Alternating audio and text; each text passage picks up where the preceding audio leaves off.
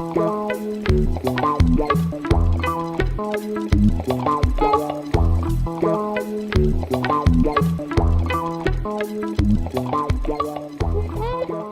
would like to thank the organizer for the invitation to this nice conference, very well located.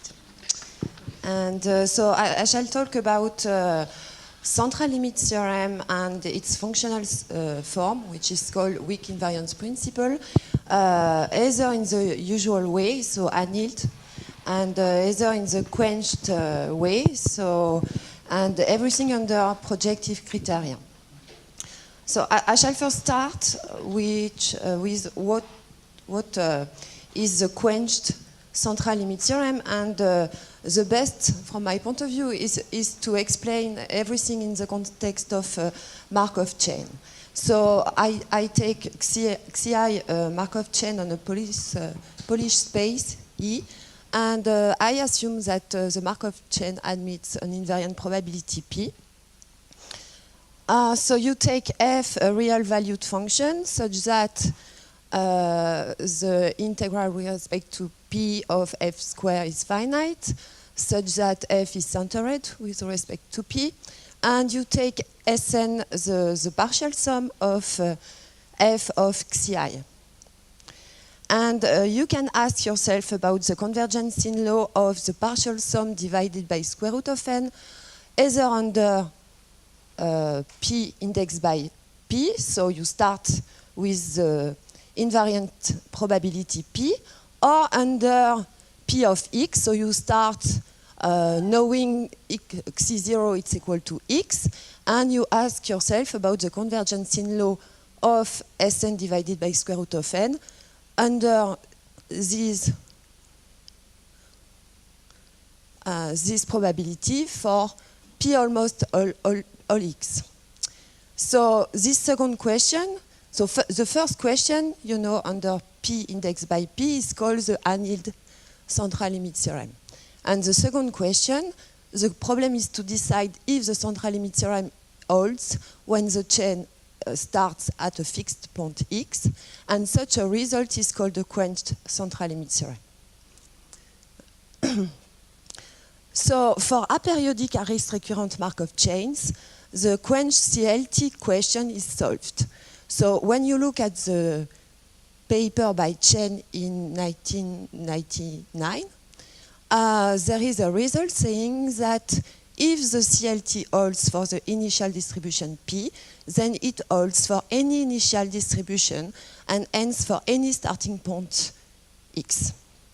So in this context, the result is known.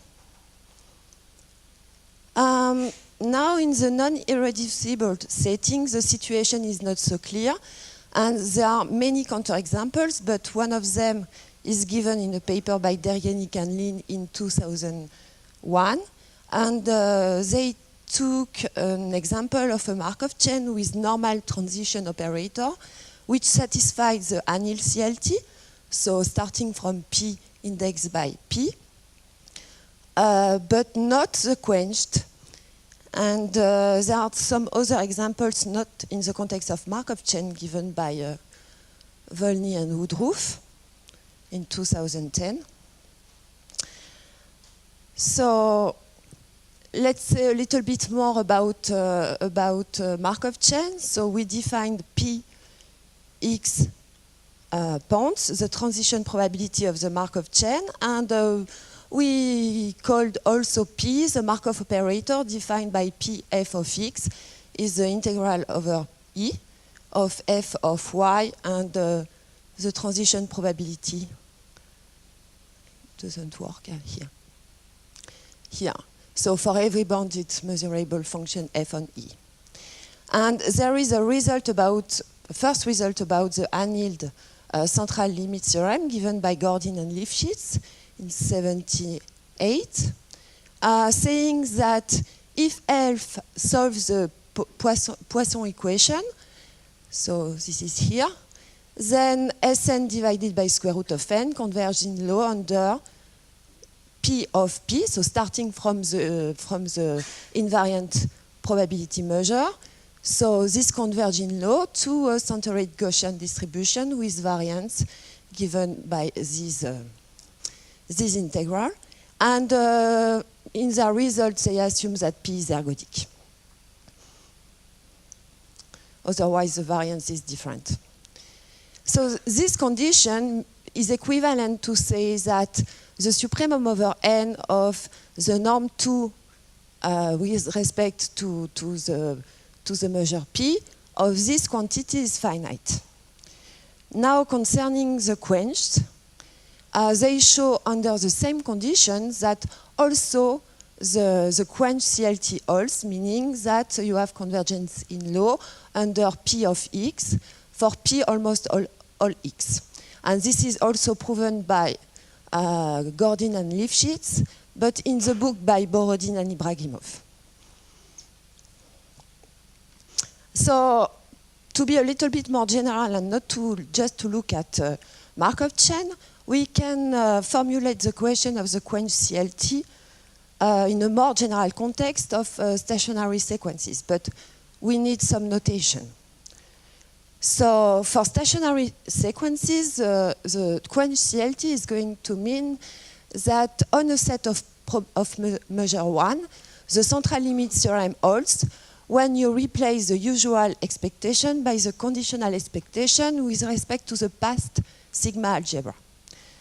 So to be more precise, let us introduce some notation. So you take your probability space here.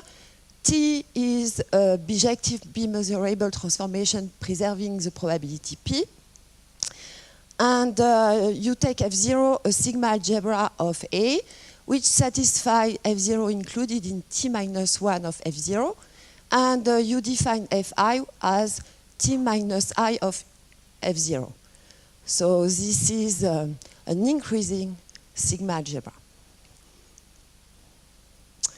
Now you assume that there exists a regular version that you call Pt given F0, so a regular version of the probability of T given F0.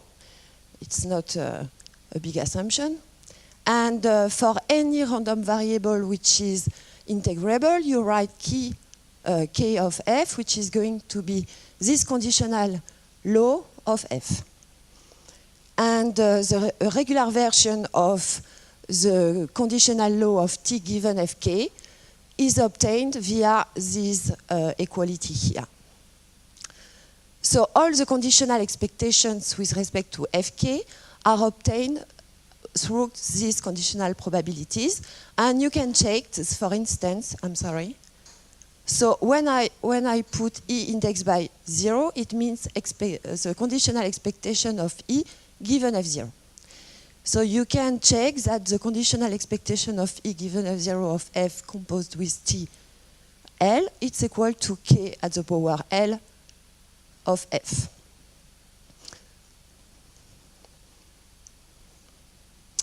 So now we are in the adapted case, so you take F0, a random variable which is F0 measurable, which is square integrable and center it.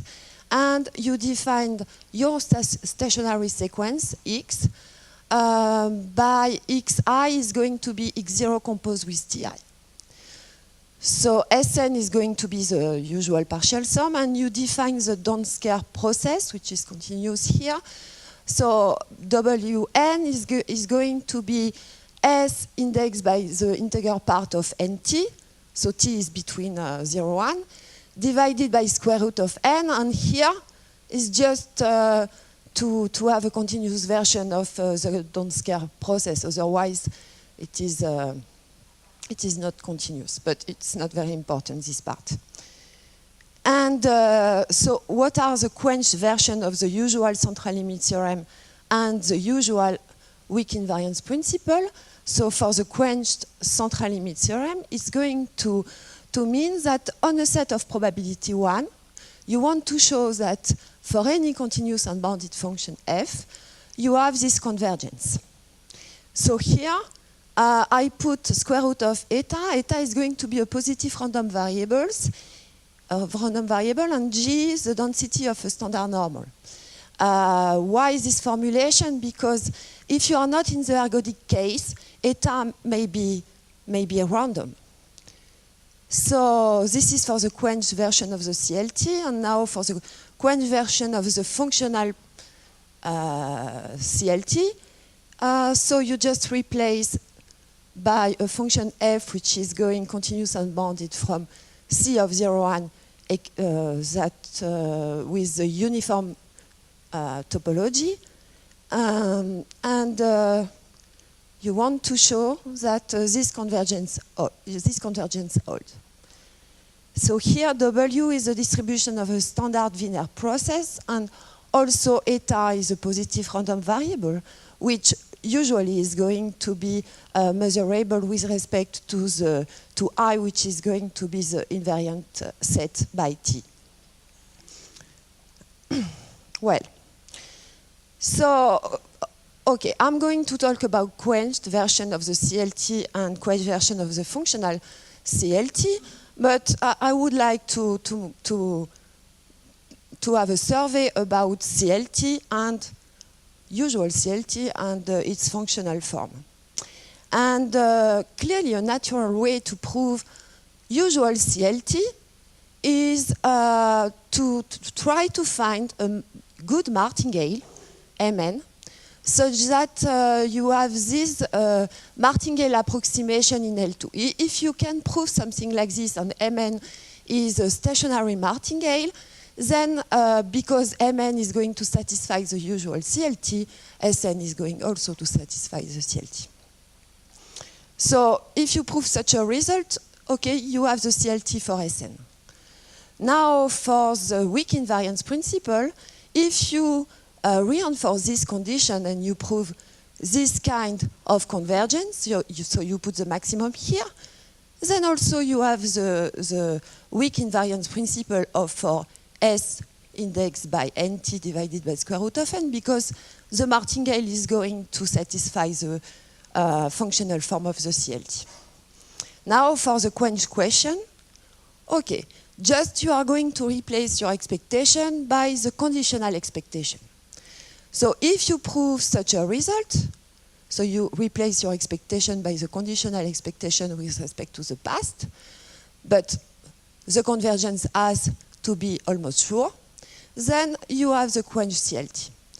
And the same for the quenched weak invariance principle, you have to reinforce this convergence. Okay, so let us investigate some usual condition that allow you to prove either the CLT, either the CLT plus the weak invariance principle. And let us see if this usual condition allowing to prove either these, either both of them, also allow you to prove either this one or even this one. So I shall introduce a projection operator called P indexed by P, by K, which is going to be the conditional expectation of X given Fk. So think of Fk for the moment, which is going to be the sigma algebra of Xi for I less than K. So it's going to be the conditional expectation of X given Fk minus the conditional expectation of X given Fk minus 1. And the usual condition, because we have martingale approximation here in L2, are the following. So the first one is called the height condition. And it is written like this. So you take P1 of Sn, which is your partial sum. If P1 of Sn is convergent in L2 to a random variable T1, which is going to be di is going to be d0 composed with ti, and the di are going to be stationary difference of martingale. So if you have this convergence in L2 and expected value of Sn squared divided by n is going, when n is going to infinity, to expected value of the square of your difference of martingale here. So this is called the height condition. There is another condition which is stronger than the height condition, and which is called the Annan condition. So for the Annan condition, you need a regularity condition, so expected value of x0 knowing f minus infinity, which is the intersection of fk. So this one is equal to 0 almost surely. And so this condition is satisfied, for instance, if x0 is a function of id. And you have the sum of the norm 2 of the projection operator of xi, but it's a p0 of xi. So if this condition, if this summation is finite, so this is the Anand condition. And a third condition, which is called the Maxwell and Woodruff condition. So, as I said, this condition here, Anand condition, is stronger than the height condition. But this condition and the Maxwell and Woodruff condition are not comparable. And Maxwell and Woodruff condition is weaker than the usual Gordin L2 criteria, which says that the supremum of this affair here is finite. So the fact that this condition and this condition are not comparable, it's given, for instance, in a paper by Dalibor and Olivier Durieux. Okay, so let us explain why height condition allow you to show the central limit theorem, usual one. So you start just by a telescopic sum. So you say Sn is expected value of Sn knowing f0 plus Sn minus expected value of Sn knowing f0. And Sn minus expected value of Sn given f0 is this telescopic sum here. Okay, there is, because you are adapted, you know, there is no loss if you just subtract here to this affair minus pg sg minus 1. Now assume that P1 of Sn is convergent in L2 to a certain random variable. Then by stationarity you can show that also for every k, this affair is going to converge in L2 to a random variable dk. And the dk forms a stationary sequence of martingale differences in L2. Now you take Mn, which is going to be the partial sum of the dk here, and this is a martingale. Okay. Now, so assume your height condition, and either that the norm 2 square of expected value of Sn knowing f0 divided by n is going to 0, or this condition, expected value of Sn square divided by n is going to expected value of d1 square. So height condition plus either this one, either this one. Then you have your martingale approximation in L2. And this implies that, because you have the CLT for Mn, that Sn divided by square root of n is going to converge in distribution to square root of eta, which is going to be a certain random, eta is going to be a random variable which is positive, and which I put eta here. It's expected value of di square, knowing I, and I is the set of all the invariant set by t, and n is a standard normal independent of eta. So if you have ergodicity, you know it's just expected value of d1 square. So now if you reinforce the height condition and you assume the Anand condition here, it's stronger than the height condition, and then an height condition is satisfied. The second part of 2, so this one, you can show that it is satisfied too. And in this situation, you can even say more about the random variable eta here, because it's not only equal to this affair, but it's also equal to the summation over k of expected value of x0 xk knowing I. So if it is ergodic, you know, here is just the theory of the covariances. Okay. So now if you go back to Markov chain and you want to you want to express the height condition in terms of the Markov operator for a Markov chain. So you can write, you can check that I condition is going to be satisfied under these two following conditions. So you take a Markov chain yk, you take xk, which is going to be a function of yk such that f is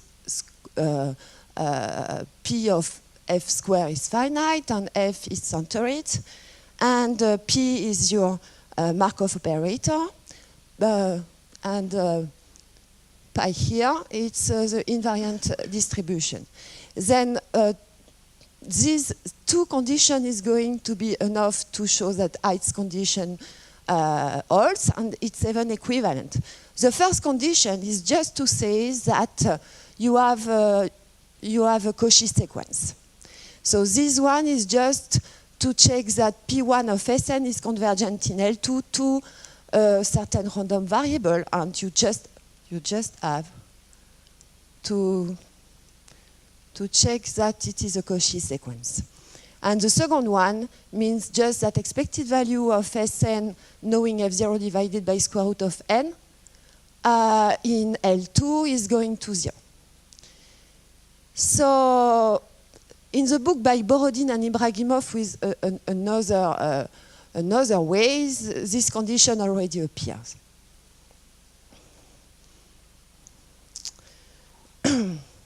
Now, if you assume more, a little bit more here, not a little bit more, so if you assume that your Markov chain is reversible, meaning that the transition operator P is equal to its adjoint, then the following Kipnis-Varadhan condition, so you can express the Kipnis-Varadhan condition in two ways, which are completely equivalent. So either that the variance of the partial sum of your Markov chain divided by n is going to a certain constant here, or this integral is finite. Rho of f here is the spectral measure of f with respect to p here. And since it is reversible, the spectral measure is concentrated on -1, 1. And under Kipnis-Varadhan condition, the ith condition is satisfied. But what about the weak invariance principle under ith or Annan condition? So ith condition is not sufficient to get the functional form of the CLT, even if x0 is regular, so expected value of x0 knowing f minus infinity is 0 almost surely, and even if you have ergodicity. There is a counterexample in the paper that I wrote with Jérôme and Dalibor.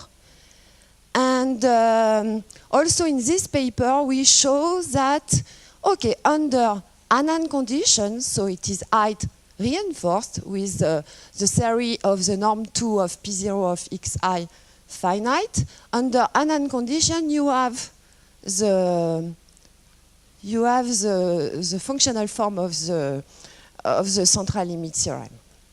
You can even say more. It does not appear in the paper with Jérôme and Dalibor, but you can even prove that Annan condition gives you this convergence. Now, for stationary ergodic and reversible Markov chains,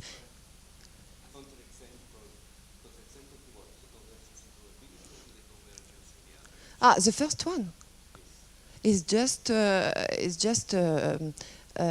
counterexample saying you that you cannot have the functional form of the usual central limit theorem, so in probability.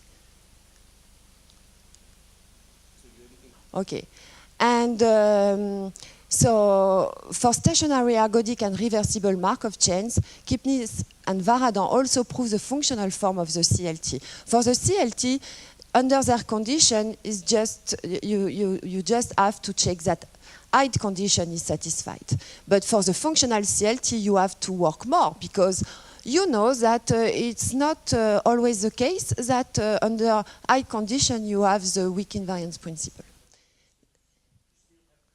So, and to prove tightness, in this case, for reversible Markov chains, because it is reversible, you have a nice tool which is called forward-backward martingale decomposition, and it allows you to prove tightness because it is reversible.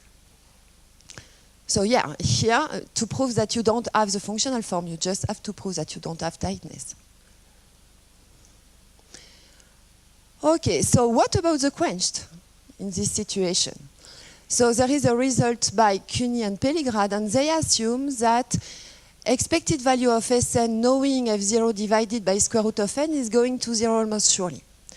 And they assume that instead of having the convergence in L2 of P1 of Sn, so P1 of Sn is going to converge almost surely to a random variable D1, and these reinforced, I shall say, condition, so expected value of the supremum here of n of the square of P1 Sn is finite. Then under these two conditions, they can prove that expected value of Sn minus Mn square, knowing F0 divided by n, is going to 0 most surely, which is going to be sufficient, this affair, to prove the quenched central limit theorem, because Mn is going to satisfy the quenched central limit theorem. And as a consequence, they obtain the following. They obtain that if you have this condition here, and the Annan condition, so the summation of the norm 2 of P0 of xk finite, then this approximation holds almost surely. So under both conditions, you have the quenched version of the CLT. So it's not under Annan because you have another condition here, and this other condition, okay, it's not implied by the second condition, so Annan condition. And also, if you look at the paper by Dalibor and Woodruff, for linear process, if you take a linear process, which is nice because you have the coefficient which are in L1, and you don't have the summation of the AI which is equal to 0, then they prove that this condition is a necessary and sufficient condition for the quenched CLT for the partial sum associated to the linear process. And they have a counterexample where, okay, if they don't have this one, they don't have, they exhibit something about saying that they don't have this convergence, but they have this one. Okay, so in the paper by Cuny and Pelligrad, there is an application to the case of stationary ergodic reversible Markov chain. And they prove that, okay, if you reinforce the Kipnis-Varadhan condition, so if you had this affair as the numerator here, then the quenched central limit theorem holds. And so why this affair is going to say that this condition is satisfied. Even without this, you can prove that this one is satisfied because there is a paper, in the paper by Derjenik and Lin, they prove that the usual Kipnis-Varadhan condition is enough to say that this one, this affair is going to 0 almost surely. And in Kipnis-Varadhan, it is shown that their condition implies that this one is going to 0 in L2. So the question about the fact that does the quenched central limit theorem holds for reversible Markov chains under only the Kipnis-Varadhan spectral condition holds, it's an open question. And even another question is, if you reinforce the Kipnis-Varadhan condition as Cuny and Pelligrad did, do you have the functional form of the quenched central limit theorem?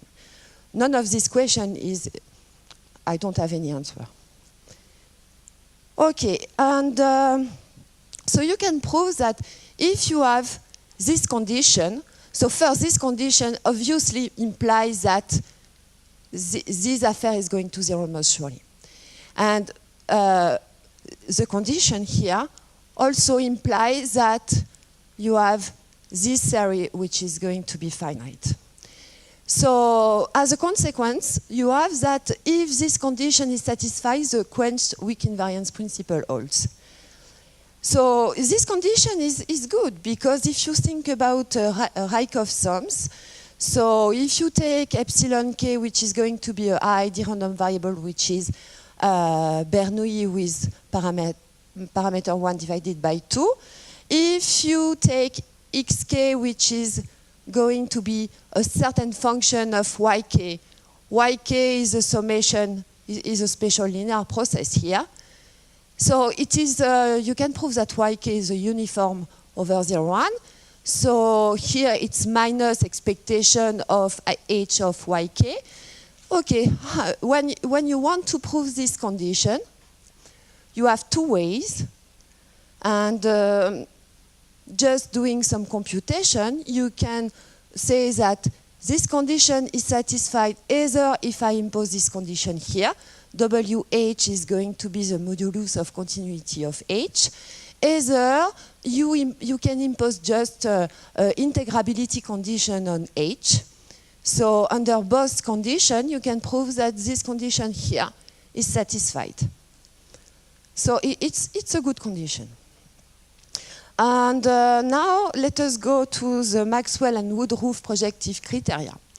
So we have, I told you about the height condition, which is P1 of Sn is going in L2 to a certain random variable. So don't use this convergence, but just use a Cesaro convergence. So meaning that this affair is convergent in L2 to a certain random variable D1. Then you can prove that by stationarity that also this affair is convergent in L2 to D0 composed with dk. And I call that dk. So dk is a stationary sequence of martingale differences. And if you work, you can prove that if this condition is satisfied, and if either, as in the previous theorem of height, if either this quantity is going to 0 or this convergence holds, then you have the martingale approximation in L2. So there are related papers to this affair. They are very, very close. So there is a paper by Jérôme, Dalibor and I, by Wu and Woodruff, by Gordin and Pelligrad, using these ideas. So for this theorem, just some words. So how to construct the martingale? So you are going to introduce a parameter m, and di is going to be theta I minus theta I given fi minus 1.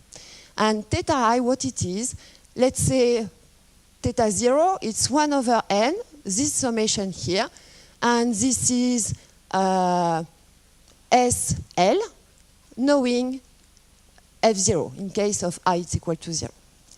So you just do simple algebra, and so xi, you can write xi like this. I don't want to say too much. It's probably a little bit easier, you know, to have a di plus 1 because I have a xi plus 1, which is fi minus I plus 1 adapted. So you can rewrite this one like this. And you have the following decomposition. Your partial sum is equal to mkn. Mkn, what it is, it's not an n here, I'm sorry, it's an m. So mkm plus a rest, and mkm is going to be the summation of the di from I is equal to 1 to k. And you can just show that also it's just an observation that's your partial sum minus your martingale here when you take k is equal to n, and here it's a m, but take m is equal to n, is less than this quantity. So you see, if you divide by square root of n, okay, if the norm 2 of E0 Sn divided by square root of n is going to 0, this affair is going to 0. And okay, so what are some sufficient conditions for this one to converge in L2 to a certain random variable D1? So you just have to check that D1M is a Cauchy sequence. So you write something like this. The rest you can write exactly how it is. This one is going to cancel because M is fixed compared to N. So you are just with these quantities. And Gordin and Pellegrad, so they show that this condition is satisfied as soon as you have this affair which is going to 0. It's like a semi-norm. And they also prove that this condition is satisfied under Maxwell and Woodruff condition. Just they use their maximal inequality. Okay, they prove even more. They prove that rather than just having this one, you can put a maximum here over k for k less than n, and you replace n by k. And if you prove with the maximum here, you have even a stronger result, allowing you to show that you have the functional form of the weak invariance, functional form of the central limit theorem. So, and still, using their maximal inequalities, they can prove that this condition is satisfied under Maxwell and Woodruff condition. So under Maxwell and Woodruff condition, the weak invariance principle holds. So for Markov chain, you can rewrite the Maxwell and Woodruff condition under this condition. Just write expected value of Sn knowing F0 what it is in terms of Markov operator. And what Maxwell and Woodruff condition is very an interesting condition if you think about dependent sequences in terms of row sequences. So this is a maximal correlation coefficient between two sigma algebra. So this is defined as follows. It was introduced by Kolmogorov and Rozanov. And due to the subadditivity of this sequence, you can prove that Maxwell and Woodruff condition, as I wrote, is equivalent to this condition. So it is in terms of dyadic. Now, if you look at norm 2 of this one, just by stationarity, you can prove that it is less than this quantity. And here it's nice, because you have a gap between between the sigma algebra here and this random variable, a gap of size 2g. So just use the definition of the row coefficient and you can bound everything like this. Now this affair is of order 2g divided by 2. So if you have this quantity, this theory which is finite, the Maxwell-Woodruff condition holds. And this condition is due to Ibragimov in 1975, and it is shown as to be optimal to get the central limit theorem, and it is a paper by Bradley. Okay, what about the quench weak invariance principle under Maxwell and Woodruff condition? Sorry? Optimal. It means that if you have a little bit less, so if you don't, I'm sorry. Okay, you can have example showing that if this one is equal to infinity, you don't have the central limit theorem, even if you have a little bit more here, a little bit less. You have a little bit less here, you don't have finite, and you don't have the central limit theorem.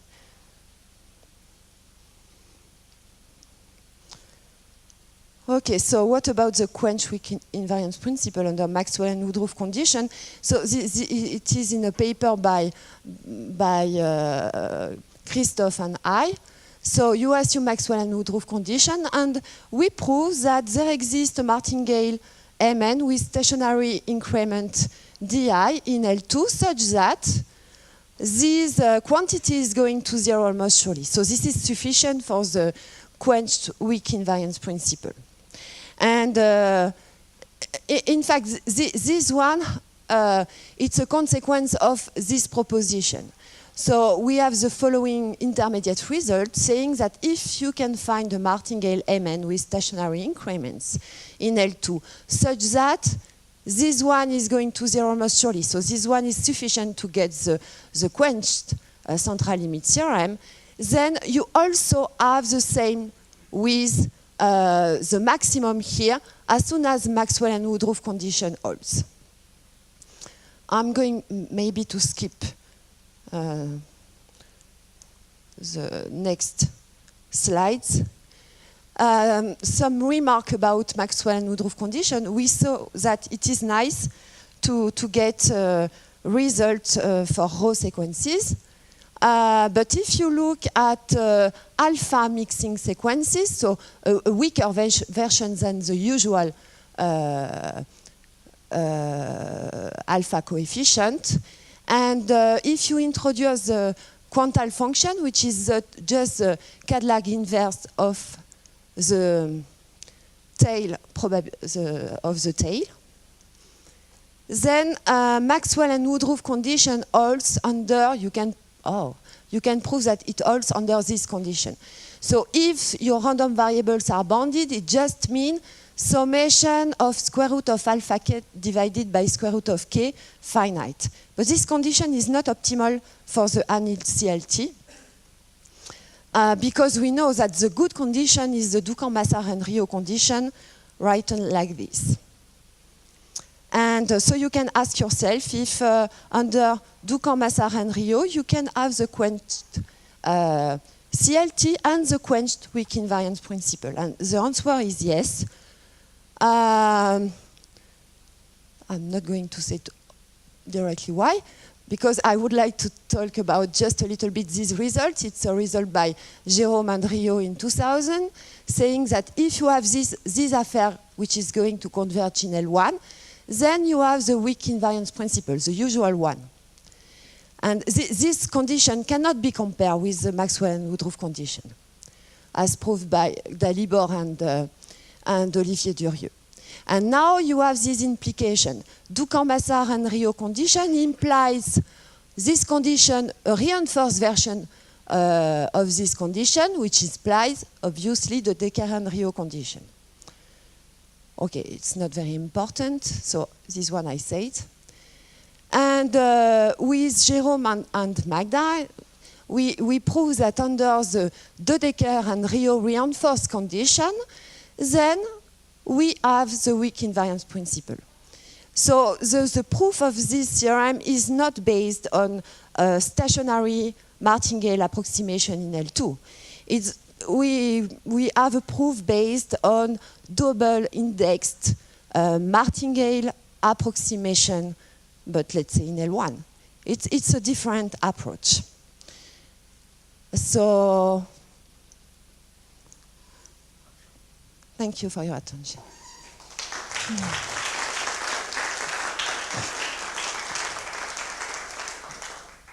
You had this random variable D1 from which you constructed eta. Do you have conditions when D1 is not zero? D1 is not zero? Yeah. Okay, if you impose that the variance of Sn divided by n is converging to something which is strictly positive, then it's not zero. But if you do not impose this condition, it can be zero.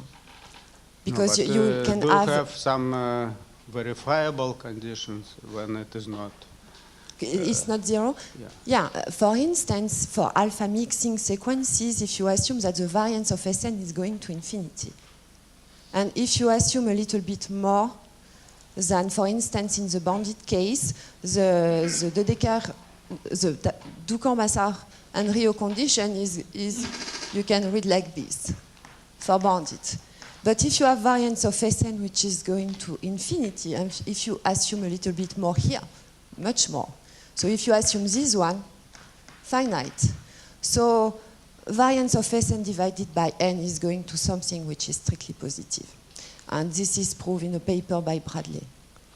They are different. Is it the same condition as in Ibragimov and Linnik that you have kind of co-boundary representation only when, if the sum is bounded, then you have co-boundary representation? Or it doesn't? And Ibragimov and Linnik? In this quenched situation, is it the same condition?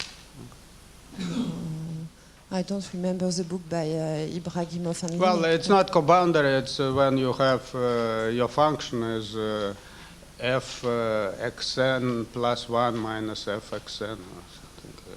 This is in stationary situation. But, I don't remember. I remember the paper by Bradley giving you some sufficient condition not to have variance of Sn divided by n, which is going to something strictly positive. In case of variance of Sn is going to infinity. But I don't remember the. I have to check.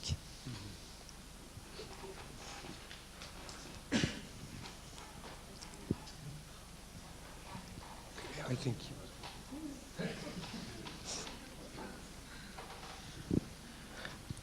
You explained the connection of the Kipnis-Varadhan spectral condition with the Hyde's condition, but you didn't say anything about Gordon-Lifshitz had a same spectral condition in the case that P is normal. Because so what then is there a connection there with between the spectral condition and Hyde's condition? In case where it is normal? Yeah, when P is normal, it's the same. But instead of integrating on -1,1, you integrate on the unit disk. Yeah. No, I didn't say anything. I agree because I understood well the proof when it is reversible, but okay, I don't know too much when it is normal. And it's not my work, so but you know more than me. I never looked at the thing with the Hyde's condition, okay. So I don't know. I'm not asking you a question that I know the answer. I'm not that mean.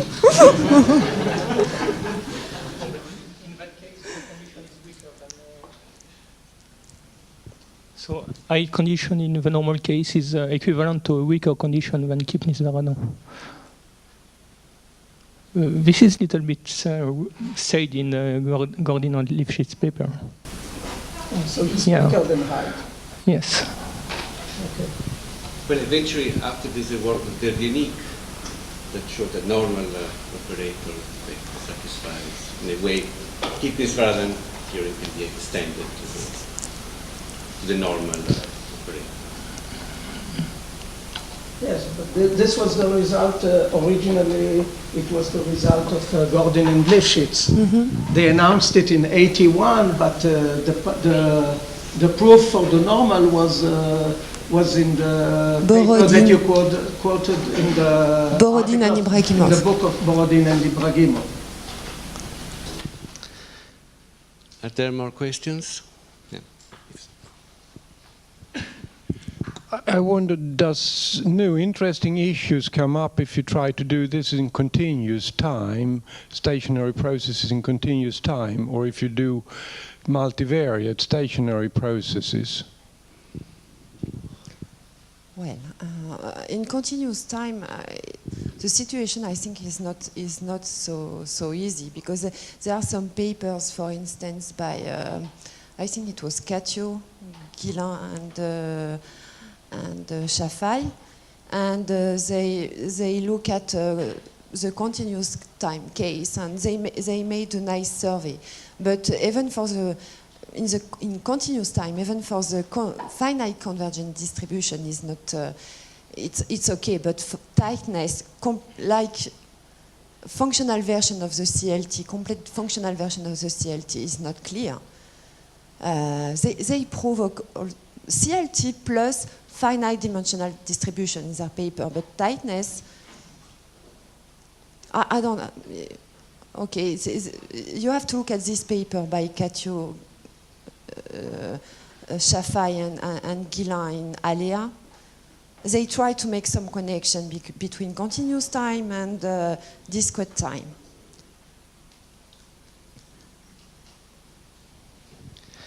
And multivariate. Well, in Hilbert space, it works.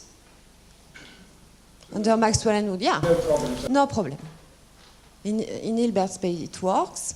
And even in other spaces, and Christoph Kühne did some works in smooth Banach spaces. So it's okay. There are more questions? Maybe one thing about you mentioned the forward-backward martingale. Actually, this can be used also in the non-reversible case. In the non-reversible case? Yes, as long as the function involved in the partial sum has this h-1 condition. Alors, I'm not able to read something with h-1 condition. I know. I'm not a specialist like you. It's basically the same Kipnis-Vaden condition, but for the reversible part of the operator, of the generator or but the you operator. don't. So you assume that something about p plus p adjoint of p divided by 2. Yeah, you take this, the symmetric part of the, and then you have the Kipnis-Vaden satisfied with the symmetric part of the generator. No, I didn't mention. Okay. Okay, if there are no more questions, I think we pass to the. No, we have 5 minutes pause. Then we start. We start in 5 minutes.